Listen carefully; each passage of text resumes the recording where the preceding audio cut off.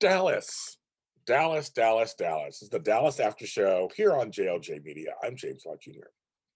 I want to thank everybody, first of all, who is listening and or watching this. You can follow us on all of the streaming services like Apple and Google and Spotify, iHeartRadio and all that under Dallas After Show or JLJ Media. So thank you for listening to that. And for those of you who are watching me, actually, here on YouTube, JLJ Media, I wanted to I just dropped something. I wanted to share some with you guys because it was very interesting. First, but now I can't find it all of a sudden. Oh, is it here? Nope, can't find it. I had it sitting right here, I thought. Thanks for putting my after show on some of the charts around the world. So thank you. I appreciate that. It means you're listening. So I'll take that. Dallas is my favorite show. Thanks to the Dallas groups who let me put this in their groups. Thank you very much. Thanks for the comments. I don't mind comments, so give me comments. Whether you like my stuff, don't like it, agree, don't agree, have another opinion, please share it with me. I love the engagement. There are a lot of Dallas fans out there, so I want to talk to you about this. If you think my assessment is wrong or I got information, let me know. I have no problem with that. This is a safe space for Dallas fans. Oops, and that just came on out of nowhere. I don't know what that was. And I'm not going to cut that. I'm going to leave that in. I'm not going to cut it out. I'm recording this live, and this is what happens sometimes. You press the wrong button. That's kind of crazy. As you saw from the title of the show, the character of Lucy, played by Charlene Tilton, who was on, and she was off, and she came back. Wasn't really any of the movies. Came back for a couple appearances in the reboot. But Lucy Ewing. I always thought it was so smart of them to have a child from the third son be featured on the show. She was born from Gary, who's obviously that's not Lanny, from Gary and Val. But I thought it was inspired that there had to be connection because Naslani was written first. For those of you, of course, many of us know that already. And then Dallas was written. But it was nice to still have that connection between Lucy went on Naslani once. I believe I think it was the first season she came on once. And thought about living there, but then it ended up coming back to South Fork. She wasn't a California girl. But I like the fact that they had Bobby and JR, who were second generation Ewings, because Jock and Miss Ellie were number one. Then he had a third generation Ewing who was a teenager. That was an interesting dynamic. I liked that dynamic, but she was not from JR or Bobby. She was from Gary, the middle son, who was driven off. Her backstory was very interesting from the get-go. The parents were driven off. She came back to live with her grandparents. She's a Ewing. She's a Ewing woman. She's a blood Ewing woman, where all the other Ewings were married into the family, including Miss Ellie. Lucy is actually a blood Ewing. So I felt, ooh, that's going to be delicious because she's a Ewing. So we'll see what's coming out of there. But it kept a connection between the two shows, of course, not staying in Dallas because there's Gary, Val, and then there's her. So her brother and sister are on Knots Landing, Bobby and Betsy. So that's kind of cool. So there was that. But I thought it was inspired that they had a third generation Ewing be a young woman who was a troublemaker at first.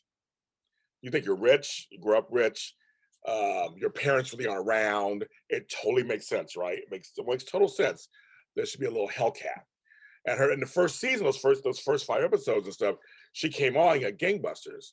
She didn't want to be in school, and she was just teenage rebellion. It was the late 70s, early 80s. It was late 70s for her, late 70s. It was teenage rebellion, long flowing locks. And a lot of people, I always said if I ever wrote a Dallas story, it would be a conversation between Ray and Lucy. Because it's funny because it's just an interesting choice that they had Ray and Lucy fooling around. They were having sex. The hayloft, they were having sex. Pam finds them. And, it's this whole thing. And Pam had been with Ray also, But he finds them. And Lucy and Pam have this really weird relationship for a while where she's blackmailing Pam, don't say anything. say I'm doing good in school. It all backfires anyway in the end. It didn't work out anyway. But Lucy got involved with some older men, all kind of stuff going on there. But it was funny, they never talk about Ray and Lucy when they later decided to make Ray a Ewing.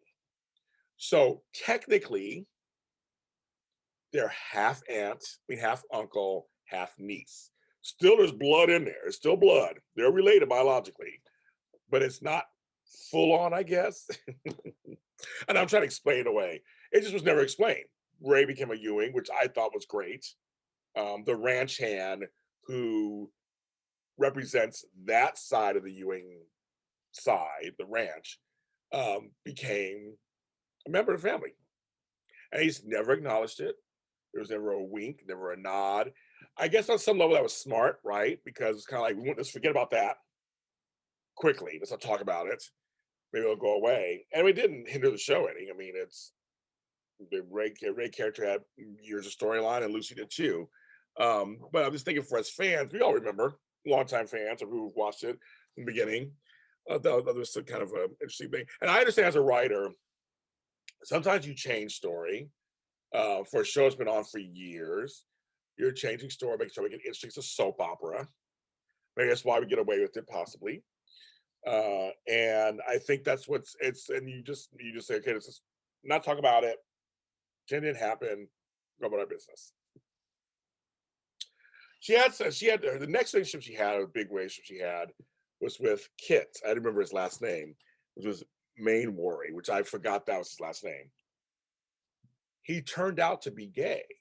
Now, this is the early 80s. And if I'm correct, it's before AIDS hit. It was still kind of the disco generation, and we were like just dancing disco. And being gay was on the fringe. It wasn't mainstream, but it was on the fringe, but it was not accepted fully by everybody. And Dynasty did a whole gay thing a year or so later with Steven, and that's all the story. But this was it was kind of groundbreaking. They actually decided to introduce, I mean, it's very soapy to do so, of course, right? Just a gay character where he comes out as a whole, that whole storyline with Lucy and he was gay. I thought, that's interesting to do that back then in the early 80s. And it wasn't an age storyline because there was no age or anything yet. So that was a storyline. But her most significant relationship, of course, was with Mitch Cooper, who later became Dr. Mitch Cooper. And they were married twice. They were married.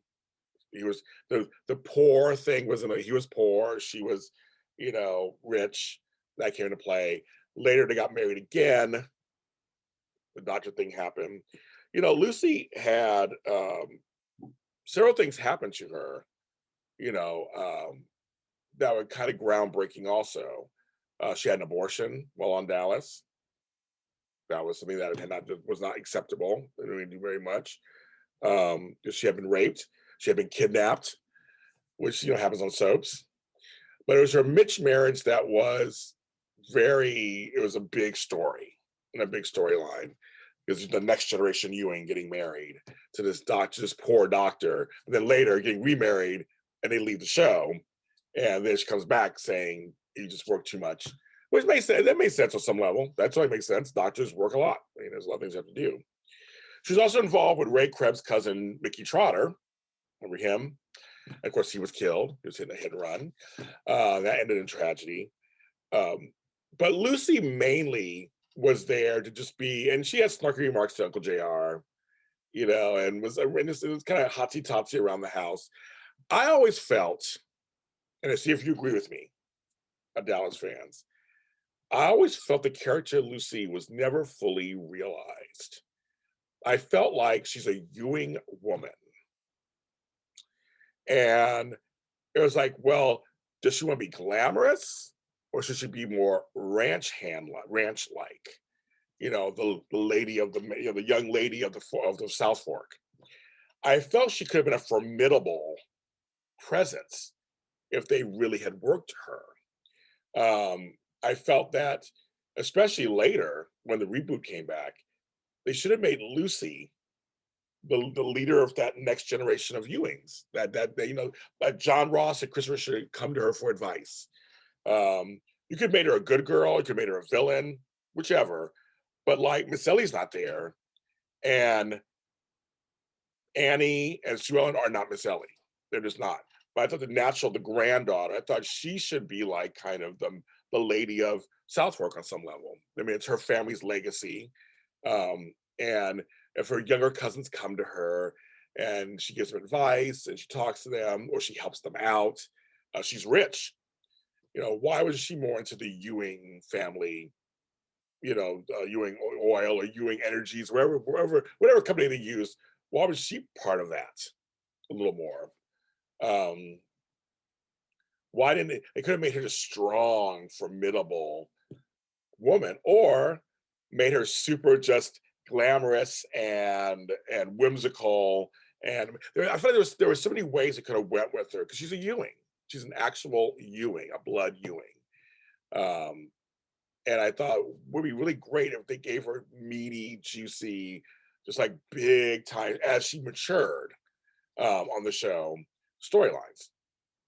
She's not Sue Ellen. She's not Pam. She's not any of the other ladies. She wasn't April Stevens. She was her own league.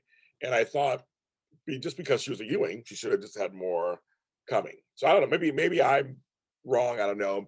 I don't know if you guys agree or not. Maybe she was just what she needed to be. It'd be interesting also if she went to Knots Landing, and after she left Dallas and said, "I'm gonna go to Knots Landing for a while and be there with my mother and father and my half siblings." See her in California, be a big Texas girl in California. I always thought that would be wonderful too, on some level. I just felt the character of Lucy Ewing had many possibilities. I don't think they weren't fully realized. I just think they were marginally realized. And definitely, I talked about this in a previous episode. How do you have in the reboot Gary, Val, and Lucy in the same room and not have a major conversation or major interaction? It was just like, let's go. We'll leave my parents alone. Like, it was like, come on, I mean, or why didn't Lucy talk to Sue Ellen about her mom, about her dad? So my dad really cares about you. I mean, who knows? I mean, there's so many things. So many things they could have talked about that they could have done for her and they didn't. So being the Ewing granddaughter, I don't know. Or had her have kids. You think about that actually.